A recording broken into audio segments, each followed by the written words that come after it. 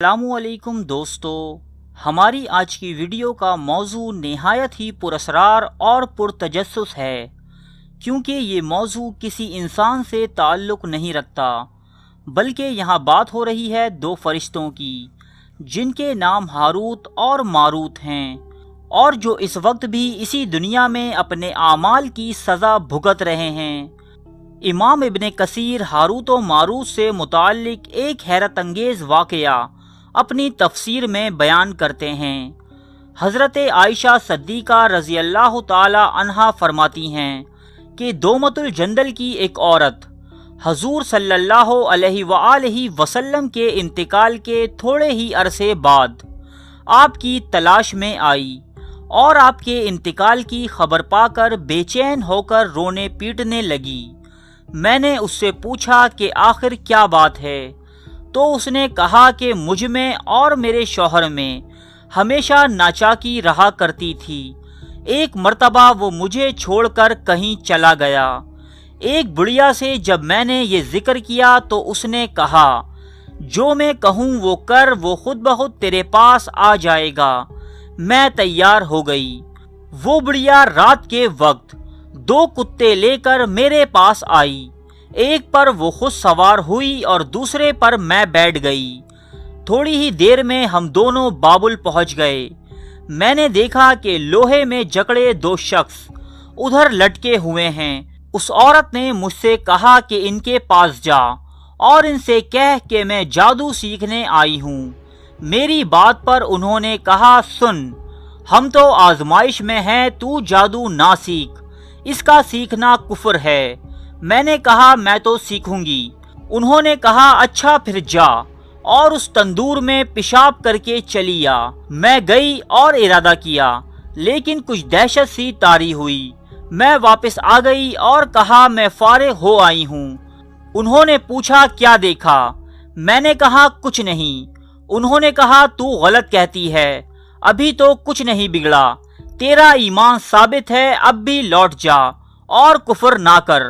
میں نے کہا مجھے تو جادو سیکھنا ہے۔ اسی طرح دوسری مرتبہ بھی ہوا۔ تیسری مرتبہ میں پھر تندور کے پاس گئی اور دل کڑا کر کے پیشاب کرنے کو بیٹھ گئی۔ میں نے دیکھا کہ ایک گھڑ سوار منہ پر نقاب ڈالے نکلا اور آسمان پر چڑھ گیا۔ میں واپس چلی آئی، ان سے ذکر کیا۔ انہوں نے کہا اب کی مرتبہ تو سچ کہتی ہے، وہ تیرا ایمان تھا جو تجھ میں سے نکل گیا، اب تو چلی جا۔ میں آئی اور اس بڑھیا سے کہا، انہوں نے مجھے کچھ بھی نہیں سکھایا۔ اس نے کہا بس تجھے وہ آ گیا، اب تو جو کہے گی وہ ہو جائے گا۔ میں نے آزمائش کے لیے ایک دانہ گیہوں کا لیا، اسے زمین پر ڈال کر کہا اگ جا، وہ فوراً اگ آیا۔ میں نے کہا تجھ میں بال پیدا ہو جائے، چنانچہ ہو گئے۔ میں نے کہا سوکھ جا، وہ بال سوکھ گئے۔ میں نے کہا الگ الگ دانہ ہو جا، وہ بھی ہو گیا۔ پھر میں نے کہا روٹی پک جا، تو روٹی پک گئی۔ یہ دیکھتے ہی میرا دل نادم ہوا اور مجھے اپنے بے ایمان ہو جانے کا صدمہ ہونے لگا۔ اے ام المومنین، قسم اللہ کی، میں نے اس جادو سے کوئی کام نہ لیا، نہ کسی پر کیا۔ میں یوں ہی روتی پیٹتی حضور صلی اللہ علیہ وآلہ وسلم کی خدمت میں حاضر ہو گئی کہ حضور صلی اللہ علیہ وآلہ وسلم سے کہوں، لیکن بدقسمتی سے آپ کو بھی میں نے نہ پایا۔ اب میں کیا کروں؟ اتنا کہہ کر وہ چپ ہو گئی اور سب کو اس پر ترس آنے لگا۔ آخر بعض صحابہ نے کہا، اب اس کے سوا کیا ہو سکتا ہے کہ تم اس فعل کو نہ کرو، توبہ و استغفار کرو اور اپنے ماں باپ کی خدمت گزاری کرتی رہو۔ بحوالہ تفسیر طبری، تفسیر ابن کثیر۔ امام ابن کثیر کے مطابق یہ دونوں اشخاص جو لوہے میں جکڑے ہوئے تھے ہاروت اور ماروت تھے۔ ہاروت اور ماروت کا قصہ کچھ یوں بیان کیا جاتا ہے کہ حضرت ادریس علیہ السلام کے زمانے میں ایک مرتبہ اللہ پاک نے آسمان و زمین کے پردے درمیان سے ہٹا دیے تو فرشتوں نے زمین پر انسان کا حال دیکھا جو شراب نوشی، قتل و غارت گری اور زنا جیسے گناہوں میں مبتلا تھے۔ یہ دیکھ کر فرشتوں نے اللہ پاک سے شکایت کی کہ ان لوگوں کو تو زمین پر عبادت و اطاعت کے لیے بھیجا گیا تھا، مگر یہ زمین میں فساد پھیلاتے ہیں، اور اہل زمین کے لیے بددعا بھی فرمائی۔ اس پر اللہ تعالیٰ نے فرمایا کہ تم میرے سامنے رہتے ہو، جبکہ انسانوں اور میرے درمیان ایک حجاب ہے۔ اس کے علاوہ ان میں نفس پرستی کا مادہ بھی رکھا گیا ہے، اسی وجہ سے وہ گناہوں کا شکار ہو جاتے ہیں۔ فرشتوں کے مطمئن نہ ہونے پر رب کائنات نے فرمایا کہ تم اپنے میں سے پرہیزگار اور نیک فرشتوں کا انتخاب کرو، ہم انہیں انسانی اوصاف کے ساتھ دنیا میں بھیجیں گے، پھر تم دیکھنا کہ وہ گناہ کرتے ہیں یا نہیں۔ تو فرشتوں نے ہاروت و ماروت سمیت 3 فرشتوں کو چنا، لیکن تیسرے فرشتے نے اس آزمائش سے دستبرداری ظاہر کی اور الگ ہو گیا، جبکہ ہاروت و ماروت کو عراق کے شہر بابل میں اتارا گیا۔ شہر بابل کی معلومات آپ ہماری ویڈیو ہسٹری آف بیبیلون میں ملاحظہ کر سکتے ہیں۔ بابل میں یہ دونوں فرشتے قاضی کے فرائض انجام دینے لگے، اور رات ہوتے ہی اسم اعظم کے ذریعے آسمان پر چلے جاتے۔ ایک مرتبہ ایک حسین و جمیل عورت اپنے شوہر کی شکایت لے کر ہاروت و ماروت کی عدالت میں حاضر ہوئی، جس کا نام زہرہ تھا۔ کچھ روایات کے مطابق اس کا نام بےدخت بتایا جاتا ہے۔ ہاروت و ماروت اس کی خوبصورتی کی تاب نہ لا کر اس کے عاشق ہو گئے اور اس سے خواہش گناہ ظاہر کی۔ زہرہ نامی اس عورت نے زنا کی خاطر ایک شرط پیش کی کہ وہ دونوں پہلے اس کے خاوند کو قتل کر دیں۔ ہاروت و ماروت نے اسے ایک گناہ عظیم سمجھتے ہوئے اس سے انکار کر دیا، اور وہ عورت واپس چلی گئی، لیکن ہاروت و ماروت کے دل سے محو نہ ہو سکی۔